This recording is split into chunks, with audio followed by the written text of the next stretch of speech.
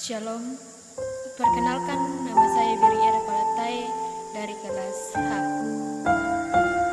Video ini merupakan salah satu syarat mengikuti mata kuliah praktik homiletika. Pembacaan kita pada saat ini saya telah pilih dari pertama Yohanes pasal 3 ayat 19 sampai ayatnya yang ke-24. Tapi sebelumnya itu, mari kita meminta kekuatan dalam doa kita berdoa. Bersyukur kepadamu ya Allah Bapa kami dalam kerajaan sorga, oleh karena kasih setia Tuhan yang terus kami rasakan dalam menjalani kehidupan karunia Tuhan ini. Terima kasih ya Tuhan untuk kesempatan ini, di mana kami akan membaca serta merenungkan akan kebenaran firman. Engkau berkati kami, Engkau kuasai kami dengan kuasa Roh Kudus-Mu. Biarlah firman-Mu yang kami dengarkan dan kami renungkan bersama pada saat ini dapat tertanam baik dalam akal dan pikiran kami, dan kami menjadi pelaku firman-Mu dan bukan hanya sebagai pendengar firman-Mu. Berkati kami selanjutnya di dalam nama Yesus Kristus, Dikala Tuhan dan Juru Selamat kami. Amin. Pertama Yohanes pasal 3 ayat 19 sampai ayatnya yang ke-24. Firman Tuhan, keyakinan di hadapan Allah.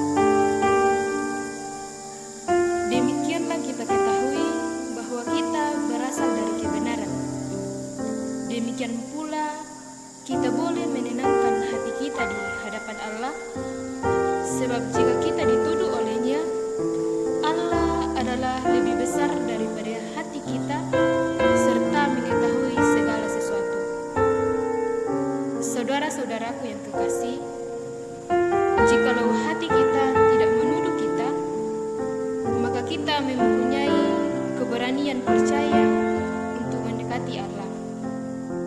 Dan apa saja yang kita minta, kita memperolehnya daripadanya, karena kita menuruti segala perintahnya dan berbuat apa yang berkenan kepadanya.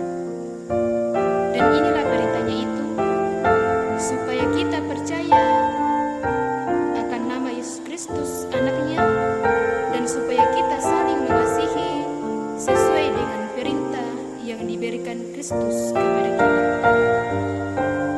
Barang siapa menuruti segala perintahnya, ia diam di dalam Allah dan Allah di dalam dia. Dan demikianlah kita ketahui bahwa Allah ada di dalam kita, yaitu Roh yang telah Ia karuniakan kepada kita. Amin. Dari pembacaan kita pada saat ini diberikan sebuah tema, yaitu kebenaran yang dikehendaki. Kebenaran yang dikehendaki, atau dalam bahasa Toraja, kamanaparan tuna anga pua. Kamanaparan tuna anga pua. Bapak, Ibu, serta saudara-saudara yang sama-sama dikasihi dalam Yesus Kristus, jika kita berbicara tentang kebenaran yang dikehendaki oleh Allah, berarti ada kebenaran yang tidak dikehendaki oleh Allah. Dalam hal ini, kita akan mempelajari bagaimana kebenaran yang tidak dikehendaki oleh Allah. Dalam menjalani kehidupan yang Tuhan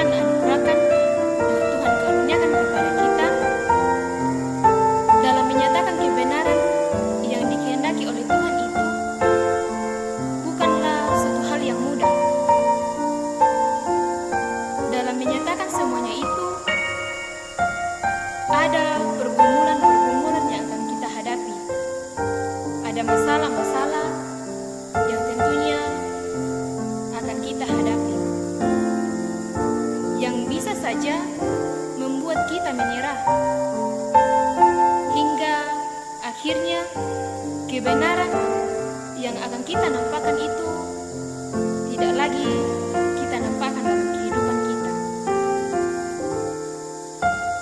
Terkadang dalam kehidupan kita, untuk menyatakan kebenaran itu, kita takut jika nantinya kita akan kehilangan sahabat kita akan kehilangan jabatan, pekerjaan, kita akan kehilangan harta benda yang kita miliki. Terkadang di dalam hati kita biasa kita mengatakan bahwa saya akan mengatakan hal yang sebenarnya.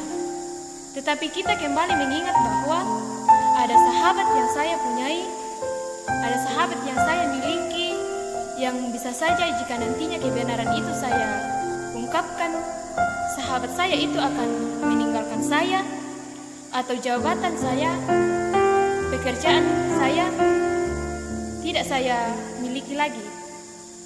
Saya akan kehilangan pekerjaan, bahkan jabatan yang kita miliki. Juga harta benda yang kita miliki. Kita dalam hati kita akan mengungkapkan kebenaran yang sesungguhnya, tetapi kita mengingat lagi bahwa ada harta benda yang kita punya, yang bisa saja jika nantinya kebenaran itu saya ungkapkan, saya tidak akan memilikinya lagi. Dan sudah jelas firman Tuhan dalam Matius pasal 5 ayat 37 dikatakan bahwa jika ya, hendaklah kita katakan ya, jika tidak, hendaklah kita katakan tidak. Itu bukan perintah manusia, tapi itu adalah perintah Tuhan yang mengajarkan kepada kita untuk terus mengatakan kebenaran yang sesungguhnya. Orang tua serta saudara-saudara yang dikasihi Tuhan, dalam pembacaan kita dari pertama Yohanes pasal 3 ayat 19 sampai 24 sudah dikatakan bahwa kita berasal dari kebenaran. Kita adalah anak-anak Allah yang berasal dari kebenaran. Kita adalah anak Allah, berarti kita mempunyai hubungan yang dekat dengan Tuhan, seperti hubungan antara orang tua dengan anak. Begitu juga lah seharusnya hubungan kita dengan Allah. Hubungan orang tua dengan anak sangat dekat. Jadi sepatutnya hubungan kita juga dengan Tuhan begitu juga dengan hubungan antara orang tua dengan anaknya. Tetapi dalam menjalani kehidupan ini, kita sebagai anak terkadang kita sering membantah, kita sering tidak menuruti akan perintah orang tua kita. Sama seperti kita juga sering melanggar akan perintah Tuhan. Terkadang kita berjalan sesuai dengan kehendak kita sendiri, kita berencana, tetapi kita mengandalkan apa yang kita punya, mengandalkan kekuatan kita, mengandalkan pikiran kita, sehingga kita tidak lagi mengedepankan Tuhan dalam perencanaan dalam kehidupan kita. Yohanes menjelaskan bahwa sikap anak-anak Allah itu akan nampak dalam cara hidup kita. Bagaimana kita menampakkan kasih yang berasal dari Kristus, yang tidak hanya dengan perkataan saja atau teori saja, tetapi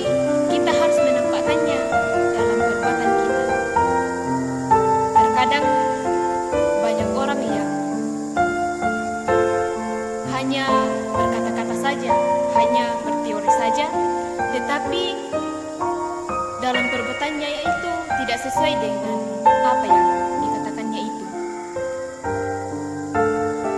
Nah, di dalam Kisah Para Rasul juga, dalam Kisah Para Rasul 4 ayat 1 sampai 12, Yohanes dan Petrus ketika itu mereka ditangkap oleh imam-imam dan kepala pengawal bait Allah serta orang-orang Saduki. Mereka ditangkap, kemudian mereka dipenjara. Mereka dipenjara oleh orang-orang Saduki, oleh imam-imam dan kepala pengawal bait Allah, karena mereka memberitakan bahwa di dalam Yesus ada kebangkitan.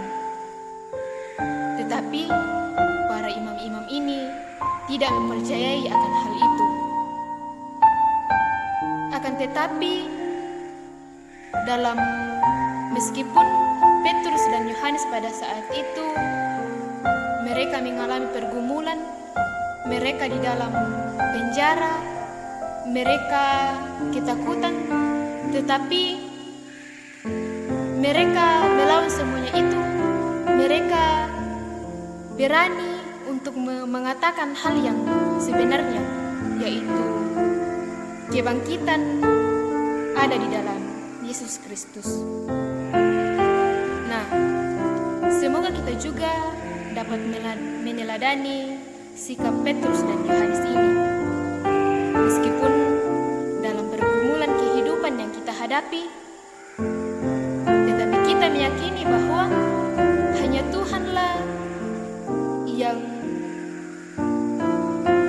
akan menolong kita mengatakan hal yang sebenarnya, dan hanya Dialah juru selamat kita. Karena seperti itu juga lah pengakuan kita dalam gereja Toraja, yaitu Yesus Kristus itulah Tuhan dan juru selamat. Karena di dalamnya itu kita akan dipimpin dan diarahkan oleh Sang Gembala, yaitu Bapa kita, di dalam pembacaan Yohanes pasal 10 ayat 11 sampai ayatnya yang ke-18. Dia adalah Gembala kita yang baik. Ia rela melakukan apapun untuk keselamatan kita domba-dombanya, yang tidak seperti gembala upahan yang hanya menginginkan upah, sehingga dalam pekerjaannya, dalam mengembalakan domba, ia tidak memperhatikan akan domba-dombanya. Jika ada serigala yang akan menerkam domba-dombanya tersebut, ia tidak mempedulikan akan hal itu. Tetapi gembala yang baik, gembala yang sejati, rela mengorbankan nyawanya bagi domba-dombanya. Ia telah mengorbankan dirinya untuk kita, untuk penebusan dosa-dosa kita. Ia mengenali setiap orang yang percaya kepadanya, begitupun setiap orang yang percaya kepadanya mengenal akan Dia. Seperti itu juga lah yang diungkapkan oleh pemazmur dalam Mazmur 23 ayat 1 sampai ayatnya yang ke-6. Pemazmur meyakini bahwa Tuhan itu diibaratkan sebagai gembala yang baik. Gembala yang baik yang akan menuntun kehidupannya, yang akan membimbing, dan juga yang akan menyediakan segala kebutuhannya. Dia yang akan membimbing kita, Dia yang akan menuntun dalam menjalani kehidupan kita ini, dan Ia menyediakan segala sesuatu yang kita butuhkan dalam kehidupan ini. Untuk itu, orang tua serta saudara-saudara, janganlah kita takut untuk menyatakan kebenaran yang sesungguhnya, kebenaran yang dikehendaki oleh Tuhan. Karena Ia adalah gembala yang baik baik, yang akan menolong, yang akan menyertai kita dan menyatakan kebenaran yang sesungguhnya.